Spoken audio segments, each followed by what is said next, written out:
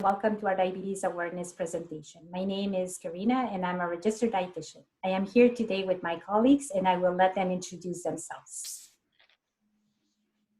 Hi, I'm Mandy. I'm the Diabetes Program Administrative Assistant. Hi there, I'm Mary. I'm a registered nurse. Hi, I'm Lily, and I'm also a registered nurse. Hi, I'm Radhika. I'm the registered dietitian. Hi, I'm Claudia, and I'm a registered dietitian as well. So we all are diabetes educators, and our program is part of Credit Valley Family Health Team, which is located in Mississauga, Ontario. The reason of this presentation is that millions of people in Canada are living with diabetes. Many have this condition and are not aware of it. It is important to know that there are things you can do to prevent or delay, and if diagnosed, prevent the complications of diabetes. We would like to help raise awareness of this and give you information to better understand the risk factors, the warning signs, and knowledge to help prevent. This is a 20 minutes presentation, so we will be providing links to resources for those interested in more information. This presentation will be a question and answer format. Therefore, we'll be answering commonly asked questions in the area of what is diabetes, signs and symptoms, and healthy lifestyle. An interesting fact is that 1 in 2 people with diabetes are undiagnosed. So let's get started with the first section. What is diabetes? So Mary, let's start with the first question. How common is diabetes? There, yep, diabetes is extremely common. In Canada, 29% of our population live with diabetes. And this can include type 1, type 2, or prediabetes.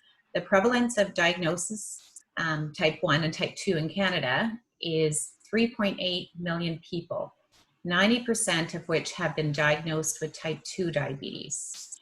The estimated projected increase in 10 years, which will bring us to 2030, is 4 million.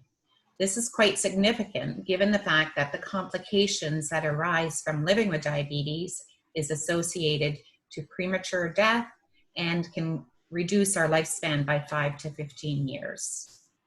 People living with diabetes are over 3 times more likely to be hospitalized with cardiovascular disease, 12 times more likely to be hospitalized with end-stage renal disease, and 20 times more likely to be hospitalized for a non-traumatic lower limb amputation compared to the general public. Diabetes also contributes to 30% of people who suffer from strokes. It is the leading cause of blindness, 40% of heart attacks, and 50% of kidney failure requiring dialysis, as well as 70% of traumatic leg and foot amputations. The cost to the healthcare system within Canada is $3.8 billion annually, which will only increase given the projected increase in the diabetes diagnosis. So Radhika, can you tell us what is diabetes? You're muted, Radhika. Diabetes is a chronic disease in which the body either cannot produce insulin or cannot properly use the insulin it produces. Insulin is a hormone that controls the amount of glucose or sugar in the blood, and diabetes leads to high blood sugar levels, which can damage organs, blood vessels, and nerves, and the body needs insulin to use sugar as a source of energy. So Claudia, can you answer the following question? How many types of diabetes are there? There are 3 common types of diabetes. These are type 1 diabetes, type 2 diabetes, and gestational diabetes. In type 1 diabetes, your pancreas no longer produces insulin, and as a result, insulin therapy is needed for the treatment of this type of diabetes. Type 1 diabetes generally develops in childhood or adolescence, but can develop in adulthood as well. In type 2 diabetes, your body doesn't make enough insulin or your body can't use insulin properly. So either one or both can happen. Type 2 diabetes usually develops in adulthood, but children are increasingly affected by this these days. Gestational diabetes is a temporary condition that happens during pregnancy, and it affects up to 1% of all pregnancies. and increases the risk of developing type 2 diabetes for both mother and child in the future. So Lily, here's a question for you. How do I know if I'm at risk for diabetes? So as you may know, you can have type 2 diabetes without any obvious warning signs or symptoms. If you think you might be at risk for developing type 2 diabetes, don't ignore these risk factors. The earlier you're diagnosed, the sooner you can take action and stay well, now and in the future. Some diabetes risk factors may be managed or reduced, while others factors may be beyond your control. For example, you have a greater risk of developing type 2 diabetes if you are over the age of 40, or if you have a parent, brother, or sister with diabetes. Your ethnic background is also a factor. Being of African, Arabic, Asian, Hispanic, Indigenous, or South Asian descent can increase your risk of living with type 2 diabetes. Note that anyone over the age of 40 should be tested for diabetes every 3 years. And if you have one or more of the risk factors that I just mentioned, you should be tested earlier and more frequently. So Mary, how is type 2 diabetes tested? Type 2 diabetes is tested when your doctor provides you with a blood work requisition. At the lab, they'll do some blood work, and the measurement that they use in Canada is millimoles per liter. The two blood tests that they primarily do is a fasting blood sugar, and then this test, you would have nothing to eat or drink for 8 hours. You can have a little bit of water, but nothing else otherwise. And if the test comes up that it's over or 7.1 and greater, then that will indicate diabetes. The other test that's done is an A1C or a hemoglobin A1C. And what that is, it's a 3-month average of your blood sugars. So if that test comes back and it's 6.5 or over, it is indicated of type 2 diabetes. If it is from 6 to 6.5, it's showing that it's pre-diabetes, so you're at risk for developing type 2 diabetes. So pre-diabetes is a condition where your numbers are slightly higher than what they should be, but they're not quite in the range of having the diagnosis of type 2 diabetes, although everyone with pre-diabetes will develop type 2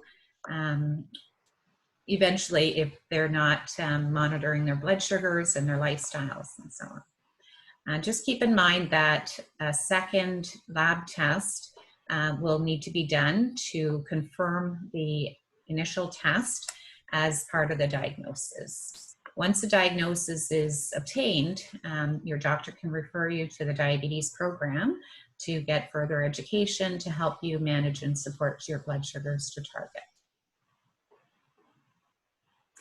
Claudia, can type 2 diabetes be reversed? There's no known cure for type 2 diabetes, unfortunately, but it can be controlled through healthy lifestyle habits, and most people will also need to take medication. So what happens is that if you stop taking your medications and you stop your healthy lifestyle habits, your blood sugars will likely go back to the way they were before you implemented these habits. And this is why we say that diabetes cannot be reversed, but it can be controlled. Mandy, this next question is often asked to us. Do you offer any classes or programs about healthy eating? So the answer is yes, we do offer certain classes if you have diabetes or pre-diabetes. And if you've been referred to our program, you can sign up for these classes for free of cost. For more details, you're welcome to visit our website at cvfht.ca to find out more information about healthy eating videos, various classes, and information about nutritional services. And also, the Canadian Diabetes Prevention Program, it's another option and offered by Diabetes Canada for people with prediabetes or at high risk of developing type 2 diabetes. You are eligible if you are at high risk from CanRisk questionnaire that you can find online as mentioned by Lily earlier. It's a 12-month program, free, online education, and have a personal virtual health coach. Note that you won't qualify if you have diabetes.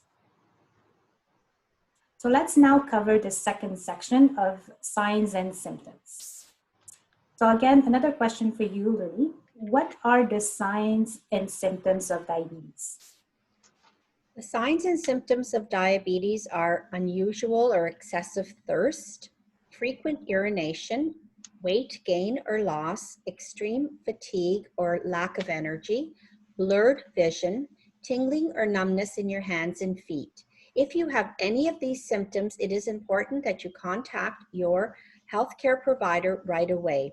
And if you do not have any of these symptoms, but you are at risk, you have the risk factors associated with diabetes, and you're over the age of 40, you should get checked right away. So Lily, can you have diabetes and not have any symptoms? Absolutely. You can absolutely have diabetes and have no signs or symptoms. So this is why it is extremely important that if you have risk factors associated with diabetes, whether you're over the age of 40, if you have parents that have had diabetes, that you be tested and go to your family doctor, even if you don't have any signs or symptoms, because if you're over the age of 40, you are at higher risk of developing type 2 diabetes, so please be tested. Also, you can also use the Canadian Diabetes Risk Questionnaire, the CAN-RISK, to see whether you are at risk if you're not sure. So now let's discuss about the third section, healthy lifestyle. Radhika, here's a popular question that we often hear. Do I need to go on a special diet? There is not a specific diet for people with diabetes, but it's rather about healthy eating. So the Diabetes Canada guidelines suggest eating small, frequent, balanced meals and snacks as needed every 4 to 6 hours. So one way of having a balanced meal could be following the plate model with half a plate of vegetables, quarter plate of whole grains or starches, and quarter plate of protein. And there is always ongoing research on different eating patterns, but there's no indication that you need to follow a restrictive diet. Claudia, what is the main nutrient in food that raises your blood sugars? Carbohydrate is the main macronutrient that affects our blood sugars. Carbohydrates are found in three main food groups, which are the milk and alternatives, the fruits, and the grains and starches, which are grains as well as starchy vegetables. All of these food groups that I've mentioned, in addition to having carbohydrates, are sources of other important nutrients as well, such as fiber, antioxidants, and many vitamins and minerals. So the strategy to use in order to better control your blood sugar and continue getting these other nutrients is portion control. Another strategy is using foods that have a lower glycemic index. In other words, carbohydrates that enter slowly into your bloodstream. For more information on the glycemic index, you can find that on the Diabetes Canada website. And you can also go to our website at cbfht.ca and find our Living Healthy with Diabetes video that you can watch to learn more about lifestyle strategies for prevention and management of diabetes. Claudia, here is another common question that we get often. Do I need to cut out carbohydrates and are they bad? Actually, they're not bad, and no, you don't have to cut out carbohydrates. It's more about meal balance and making better choices from each food group. And it's also about choosing a style of eating that you can adhere to in the long term that is healthy and that you can enjoy. Another question for you, Claudia. What are the most effective diets for diabetes?